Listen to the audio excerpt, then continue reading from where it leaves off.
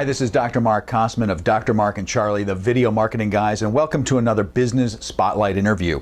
Today I'm introducing you to Dr. David Dillon of Dillon Family Dentistry in Rosemont, Pennsylvania. And I really want to show you what he means when he says modern dentistry, but old-fashioned care. The theme for today's entire episode is really about passion and the role that passion plays in the development and growth of your business. You got to know why you're doing what you're doing. And Dr. David Dillon embodies multiple generations of people with a commitment to the dental health practice. So meet Dr. David Dillon. Dr. Dillon, tell us a little bit about your practice. I'm a second generation dentist. My father was in practice here. I came into practice with my dad in 1989. We had the luxury of practicing together for about 7 years or so. Okay. And it's great. There's a lot of fun coming up with him. There's a lot of technological changes that happened right around the time that I was graduating dental school. Dentistry changed. Unfortunately, I kept hearing the phrase paradigm shift right after I graduated dental school, which meant, hey, all that stuff we taught you, sorry about that. Everything's Time to different reinvent. now. So it was really cool for me to have the luxury of being able to meld all the old school stuff from my father and my grandfather, who actually taught practice management to dentists, to meld that together with what was happening with the technologies and how everything was changing in dentistry. So it is truly a family business and has evolved since then. Yeah, I mean, in some ways it's third generation dental, you know, and stuff my grandfather was responsible for teaching my father and all the dentists in the Philadelphia area. He was the first guy credited with teaching dentist practice management stuff. Was all the stuff about how to treat the patients like humanly. Before then it was father knows best, doctor knows best. Right. The doctor White coat dictates. syndrome, you know. Exactly. Right. And my grandfather was the one who was saying, the first one credited in the area for telling people that. So my dad really had the benefit of learning all that from him, and then I got it second time around. Well, I'm going to jump in here now that you've met Dr. Dillon very briefly, and I'm going to move a piece of this interview to the end of this episode where we go into more detail about his practice. I want to shift ahead, though, into where we got into talking about the marketing. And one of the things I want to highlight here is that many people are concerned that getting into video marketing for your business or practice is going to be expensive. Well, one of the things you need to focus on is your overall marketing budget and shifting funds away from ineffective old school models that are not working and putting them into modern technology and modern techniques that are able to communicate your message. Remember, you're passionate about why you do what you do. You want to communicate that. What could be a more effective way than video? There is none. So shift your marketing dollars. Have a listen to this section where we talk about that with Dr. David Dillon. Cool. Now you said, you talked about paradigm shift before. I mean, obviously one of the paradigm shifts that I'm most interested in is how this whole era of the internet and the web, I mean, what do you see that doing to dentistry as a whole and your practice in specific? I mean, does the web come into play, the way you interact with potential patients, actual patients, social media, all of this stuff? I mean, what do you see happening? Yeah, I mean, your industry is kind of very similar to mine in that there's a complete paradigm shift. Before we thought it was a good idea to advertise in the yellow pages, advertise in different program booklets and newspapers and put efforts into mailings and everything. We've scaled back on almost all of that and are becoming more and more aware of how important all the SEO optimization, the SEO work is, videos, social media campaigns, and trying to stay in touch with our patients through emails or through the internet. We're learning more and more how that's really the biggest bang for the buck for us.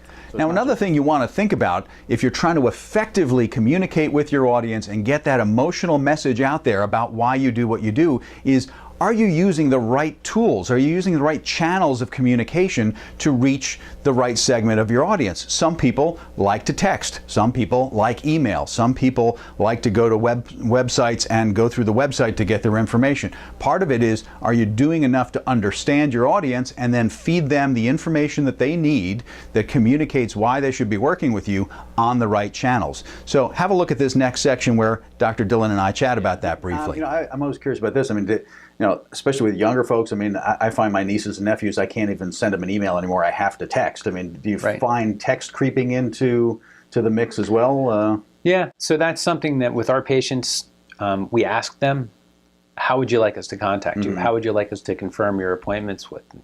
You know, so there are many people, and you can usually tell by their age, you know, because kids are just so fast at texting and everything I'm still else. waiting for them to get like big thumb muscles, you know, from right.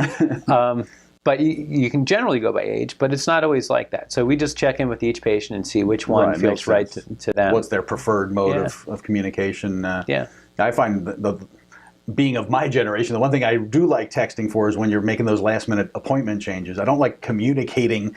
I don't know how these kids do it for just back and forth and back. You know, if I've got to text back and forth more than twice, I want to either pick up the phone or send an email, but I guess they don't function that way. But yeah, I'm a talker. I think that's maybe why I went into dentistry for the unilateral conversation. Right, so you kind of keep you get to dominate a little bit there. So I'm a little bit more of a talker. I'll usually make the call instead of just the text. But it's quicker. Well, so why should you be using video in your marketing at all? Well, if I could give you a one-word answer, the word would be engage. There's nothing more engaging than video because you communicate through body language, direct eye contact, facial expression, the tone of your voice, the text that you can put on screen. There are so many layers to what you can be doing with video. So engaging with your audience is the most powerful reason for why you should be using this medium to communicate with your ideal audience. And remember, we're talking about feeding that passion out to them so that they know why they should be doing business with you. For Dr. Dillon, it's a passion that comes through 3 generations of his family, and he's communicating that through his idea that you can bring old school compassion and patient-centered focus and caring while using the ultimate of modern technology, but also knowing when not to use that technology so that you're not overcharging or creating unnecessary cost and expense for those people. So that's his passion. What's yours? Use video, communicate it. Quicker that way. And of course, my fascination in life here is video at this point. And so how do you find video coming into play? I know that some dental websites have libraries of educational material. I mean, how do you use it? How would you like to use it? What do you see as the barriers for entry for some folks? So as you know, we had a couple videos made that we have up on a YouTube channel, and we're realizing that we need to do more and more of that. I'm amazed at how many people that knew me socially come up to me and say, "Hey, you're the guy that was on the internet. I saw it," and I was like, This is the dental thing. And I said, yeah, the dental thing. I know that feeling, yeah. So we're realizing more and more that, wow, this is really important. This is a way for us to, people who know us socially, either through my Rotary Club or playing sports or something, say, oh, yeah, you're the dentist. It's like, yes, I am the dentist. Isn't that a good feeling, the dentist? Yeah. Yeah, I get that too, in the sense that, obviously we do tons of video, and I'll walk into an event or a conference, and the minute somebody walks up and actually says, oh, you're Dr. Mark. Now, I don't call myself Dr. Mark in real life. I mean, the only place I'm Dr. Mark is on the video segments that we do. So the minute they say that, I know, okay, I'm playing catch up here. They've already got a relationship with me. And I like that scenario. It's a lot better than, starting cold with somebody. So it's. Well, so how important is the internet and video and social media to the growth and development of your business? Well, in a word, in a phrase, Dr. Dillon says, it's the game. It's the game. It's where it's taking place. If you want to grow your business and you're not effectively using the internet, and in my case, I'm going to make the strong argument that if you're not using video to communicate what you do and for whom you do it and how you serve them and why they should be working with you, then you are tying one hand behind your back in your marketing. So why should you be doing this? It's the game. Industry-wide, I mean, do you see that is something that might catch on? Are people shy about doing that? I mean, when you go to, let's say, a dental conference and you're talking to colleagues, I mean, what's the vibe out there about all this web stuff? I mean, are they into it? Are they like, don't really want to do it, but I got to? I mean, it's the game. It's the game. It's where you got to go. 100%. Mm-hmm. If you want new patients, it's what you got to do, right? And I think of all the internet marketing stuff and the SEO stuff and everything else, I think video is the one that they focus on more and more. If you ask me singularly if there was one element of it, video is what we hear. Cool. Well, there you have it from Dr. David Dillon of Dillon Family Dentistry. If you're in Rosemont and you want to get your teeth taken care of, what you have, like, I can't say your tagline for you. Old school. What is it? Modern dentistry, old-fashioned care. There you go. Modern dentistry, old-fashioned care. Here's your guy, Dr. Dave Dillon, Dillon Family Dentistry. Well, thanks. All right, so let's circle back now to getting into a little more detail with Dr. Dillon about his why, his passion, why he does what he does, and some aspects of what's going on in his practice. So it sounds like that's a real point of distinction. I mean, obviously there are a lot of dentists in the world and in geographic areas. What do you see as the big differentiator between one dental practice and the next? What makes yours unique versus somebody else in town? So that's great. So there's the two aspects of dentistry, right? There's the technical side, like all the cool things that I had to relearn when I graduated dental school. There's rarely a day that goes by that I'm not doing something with dental implants in my office, in my practice. The in-office whitening stuff, Invisalign, metal-free crowns and veneers and bridges that we can do. All these really cool technologic stuff, CAD/CAM stuff, all this really cool technologic stuff that's come around. First thing is going to a dentist who's really trained in all them and realize what they are and the benefits of each of them. But the thing that really, I think, made the biggest thing that makes a distinction between one dental office and another is having a dentist who has the ability to put a governor on that every person who comes through the door... Right, 'cause that could really skyrocket the prices if doesn't need everything. Right. Yeah, and I think, unfortunately, a lot of dentists go out there and they get really highly trained and they get excited about doing everything to everybody. But I think they need to temper it back and look and say, hey, which people really need this or would really benefit from this? Right, just because you can doesn't mean you should, in every case. Yeah, and I think that's one of the biggest art forms for a dentist. What would you say is the single most important thing that is overlooked by dentists? So that would be something, I would say it would be the bite. How your teeth come together. It's just really important. You can get everything right, have the bite off, and everything will go wrong. Everything could go wrong dentally. They could have headaches, backaches, and neck aches, and everything else like that. So, and it should be obvious to folks, but I mean, if it's not, I mean, when you say the bite, I mean, we're talking really about how the teeth line up and how they, the uppers and lowers kind of meet. Yeah. Is that right? So, it's kind of like the story of you've put a frog in a pot of water and put it on the stove and turn the heat up. The frog will stay there and boil to death. Right. If it gradually changes. Yeah. So if your bite gradually just gets worse or it has just always been bad, your body doesn't know the difference, your bite feels fine to you. But if you go to a dentist and suddenly your bite's off, you had a filling that was a little bit too high or this and that, that something's off then. But if you have a bad bite, all you know is it's what's normal. It feels okay. That's what you're used to. Yeah. And it can cause, the list of problems you can have with it are enormous. And even people who are complete dental virgins, never had any dental work done, never had orthodontics. I've treated people who had incredible, practically debilitating problems because of their bite, and you adjust their bite right, and their quality of the life just skyrockets. Well, that triggers a question for me. It's like I've always wondered, so how do I know as the average person when I should come see you versus when I should be going to an orthodontist? I mean, so there's got to be a lot of overlap, I guess. That's a good question.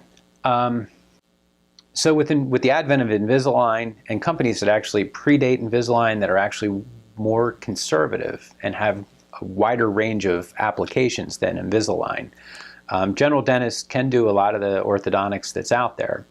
A lot of times if there's a larger skeletal, if the problem is skeletal, that their teeth aren't going to line up right, a lot of those patients we're going to send either to an oral surgeon or the orthodontist. And when you say skeletal, that would be the actual jawbone getting involved, or the palate, or Yeah, let's say the jaw doesn't match with the rest of the skull. The two jaws aren't the right size, because there's nothing that says that they have to have the right size lower arch and upper arch. They just try to come together, and sometimes that doesn't work out.